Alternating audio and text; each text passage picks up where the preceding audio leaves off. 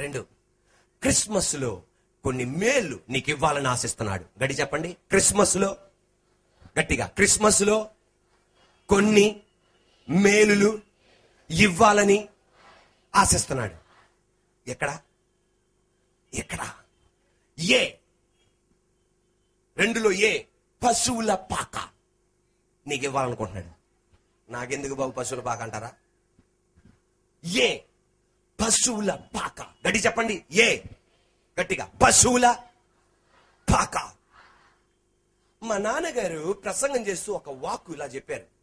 పశువుల పాక పైన కప్పు మాత్రమే ఉంది, 4 వైపు గోడలు లేవు. ఇది దేనికి సూచన?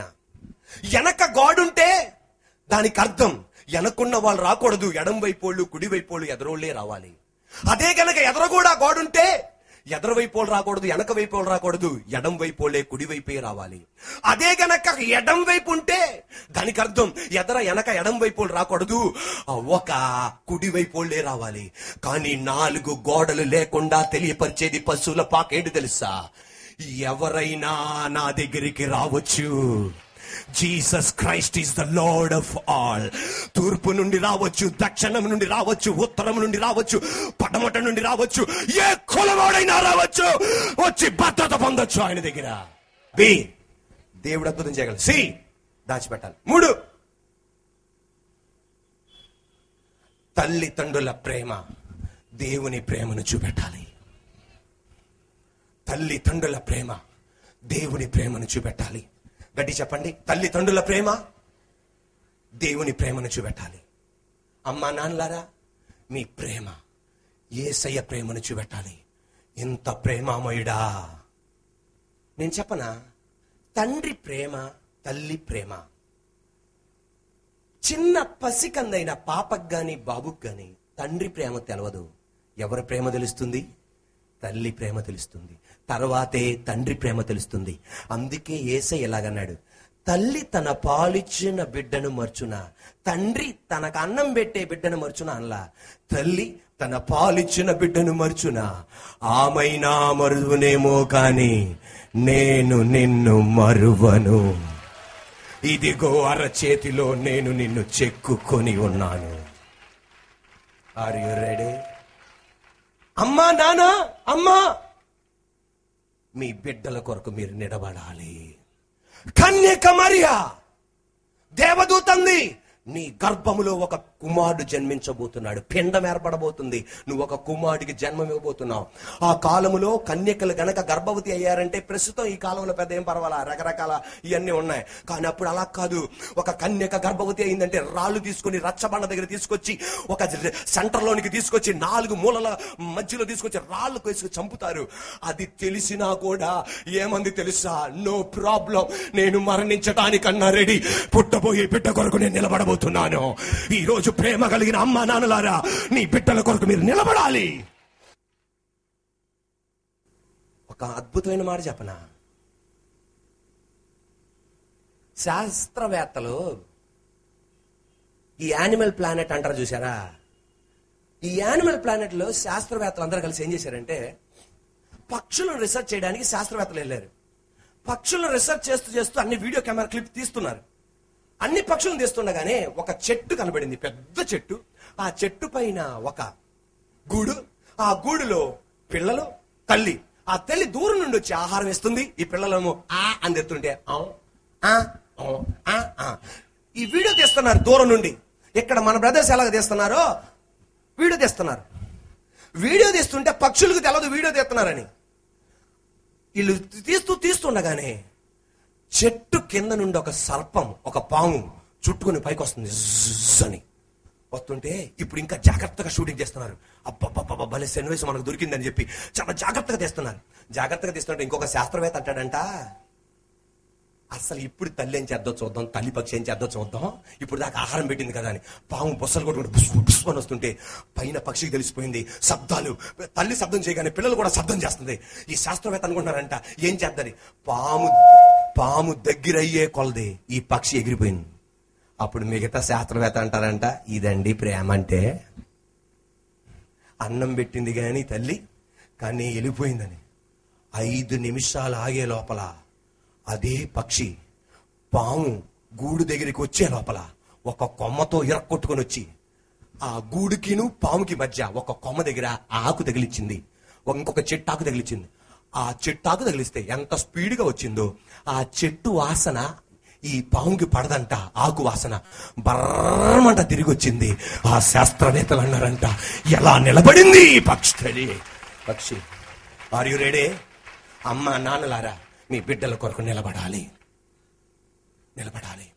గొల్గోతా కొండలో 2 చేతుల్లో మేకలు కొట్టించారు, 2 కాళ్ళలో మేకలు కొట్టారు, తలలో ముళ్ళ కిరీటం పెట్టారు, అతని డొక్కల్లో పొడిచారు, తలలోండి రక్తం కారుతుంది.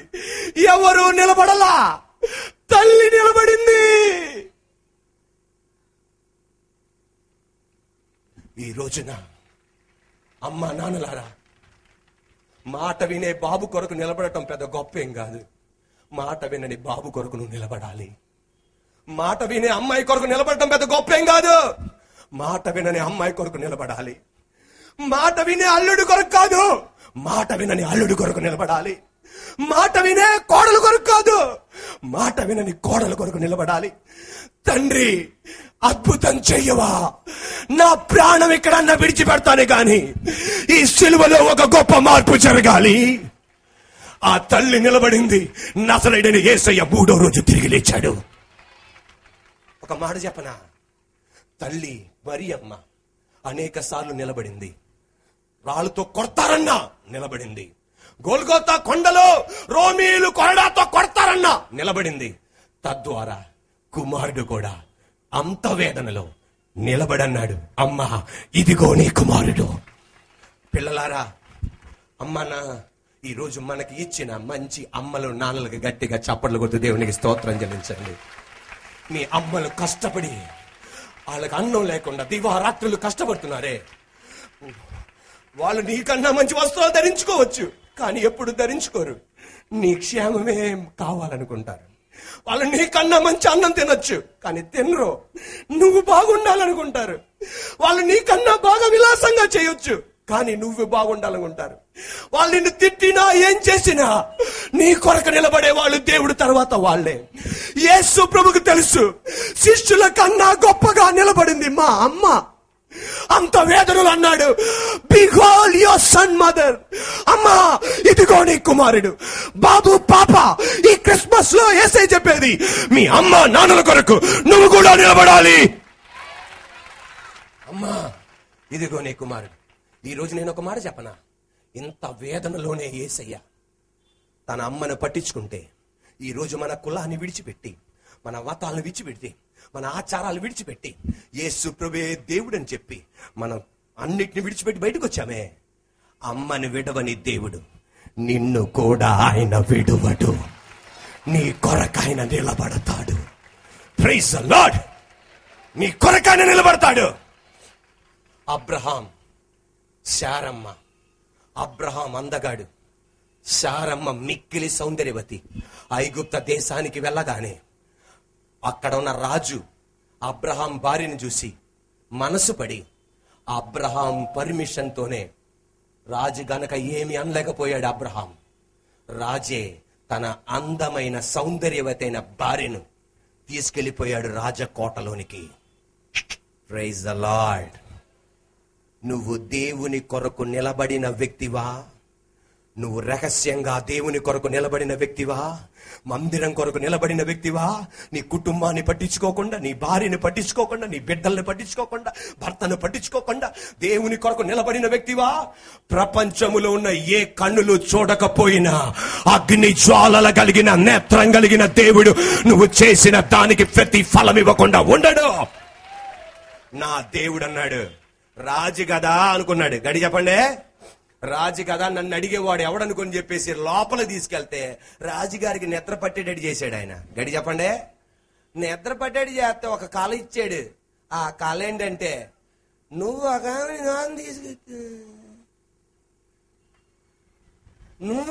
ఆమెని లోనికి తీసుకొచ్చావు చూసావా? ఆమెని గనక జుట్టుని గనక ఇలా అన్నావనుకో మొత్తం శాల్తీలన్నీ లేచిపోతాయి అన్నాడు. ఒక్కడ మెగాడు రాజకోట్ల మొత్తం అయిపోతారు అన్నాడు. అంతే దండం పెట్టి, బాబు వెళ్ళిపో, ఎందుకని? Are you ready? ఎందుకని? అబ్రహాము, నీ జాతిని నీ కులాన్ని విడిచిపెట్టినప్పుడు నేను నీకు తోడై ఉన్నాను. ఆ రోజు నువ్వు నాకు నిలబడింది నాకు మర్చిపోలా, నాకు గుర్తుంది. నేను నీ కొరకు నిలబడబోతున్నా. ఈ రోజు నేను చెప్పనా, యేసయ్య కొరకు మనం నిలబడుతున్నామే. ఉద్యోగాలు మానేసి ఈ రోజు మందిరానికి వచ్చారే, ఈ రోజు పలుకుబడి మానేసేసి మందిరానికి వచ్చారే, వాక్యం వినడానికి వచ్చారే. నా దేవుడు మర్చిపోడు. నా దేవుడు నీ కుటుంబం కొరకు ఆయన నిలబడతాడు. హల్లెలూయా. మన సంఘం కొరకు నిలబడతాడు. చప్పట్లు కొడుతూ హల్లెలూయా. ఈ రోజు ఎన్నో పనులు ఉన్నాయి, కానీ అన్ని విడిచిపెట్టి నువ్వు వచ్చావే. నా దేవుడు నీ కొరకు నిలబడతాడు, నీ బిడ్డల కొరకు నిలబడతాడు, మన సంఘం కొరకు నిలబడతాడు. Are you ready? Are you ready? గట్టిగా చప్పట్లు కొడుతూ ప్రైజ్ ది లార్డ్. ఒక మాట చెప్పనా, ఆ క్రిస్మస్ లో చేసిన అద్భుతం, ఆ క్రిస్మస్ లో చేసిన అద్భుతం ఆర్ యు రెడీ? అనుభవిస్తారా? కళ్ళు మూసుకోండి, ప్రార్థన చేసుకుందాం. ఈరోజు వాక్యం విన్న విధంగా నా జీవితంలో కూడా అటువంటి జరగాలి అని ఆశించేవాళ్ళు మీ కుడి చేతుల పైకెత్తండి. ఈరోజు పశువుల పాక అనుభవం నీకు రావాలని ఆశిస్తున్నావా? ఈ రోజున దేవునికి సాయం చేయాలని ఆశిస్తున్నావా? ఈ రోజున నువ్వు దాచిపెట్టాలని ఆశిస్తున్నావా? ఈ రోజు చిన్న ఆరంభం గొప్ప ఆరంభంగా మార్చాలనుకుంటున్నావా? ఈ రోజు దేవుని కొరకు నిలబడాలనుకుంటున్నావా? నీ బిడ్డల కొరకు నిలబడాలనుకుంటున్నావా? ఈ రోజు రెండు చేతులపైకెత్తి మాట చెప్పండి. రెండు చేతులపైకెత్తిన వాళ్ళే, యేసయ్యా, యేసయ్యా, క్రిస్మస్ లో చేసిన అదే అద్భుతం ఈరోజు కూడా చేస్తావు. యేసయ్యా, ఆ అద్భుతం మరలా నా జీవితంలో చేయండి అయ్యా. యేసయ్యా. ఆ మాట గట్టిగా చెప్పండి. ఎంత గట్టిగా చెప్పగలవో ఆపకుండా. Mighty God. ఓ రబస్యతల రబస్యతర రబౌరియాందల రబస్యతయ. చప్పట్లు కొట్టగలిగిన వాళ్ళు చేతుల కిందకి దించి చప్పట్లు కొడుతూ, ఇప్పుడు దాకా మాట వినే నీ బిడ్డ కొరకే నువ్వు నిలబడ్డావు, కానీ మాట వినని నీ బిడ్డ కొరకు నిలబడలా. ఈడున్నాళ్లే నాకు చాలు, ఈ సున్నాడు ఉన్నాడే నా చాలు, ఈ పెద్దోడు ఉన్నాడే నా చాలు, ఈ పెద్ద పాప ఉందలే నా చాలు, ఈ చిన్న పాప ఉందలే చాలు అని. నో, నీ ఊపిరి నీకుండగా నీ బిడ్డల కొరకు నువ్వు నిలబడాలి. దేవుని ఆత్మ నీతో మాట్లాడితే చప్పట్లు కొడితే యేసయ్యా అని చెప్పు గట్టిగా. ఎంత గట్టిగా చెప్పగలవో అంత గట్టిగా చప్పట్లు కొడుతూ యేసయ్యా అని చెప్పాలి. దేవుని బిడ్డలారా, ఈ రోజు దేవుడు మనతో శక్తివంతంగా మనతో మాట్లాడాడు. నా దేవుని ఆత్మ చెప్పేది ఇది వాక్కులు మాత్రమే కాదు, క్రియారూపకంగా దేవుడు చేయబోతున్నాడు. చప్పట్లు కొడుతూ యేసయ్యా. ఎంత గట్టిగా చప్పలు కొట్టగలం అంత గట్టిగా. యస్, నజరేయుడైన యేసయ్య అధికారం గల నామములో నేను ప్రార్థన చేస్తున్నాను.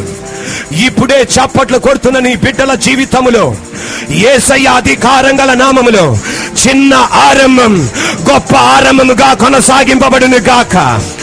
ఈ రోజున వారు పుట్టిన స్థలం గొప్పది కాదు నీకు, వాళ్ళు ఉండే పరిస్థితి ప్రాంతాలు గొప్పది కాదు. నీవు you can do something greater.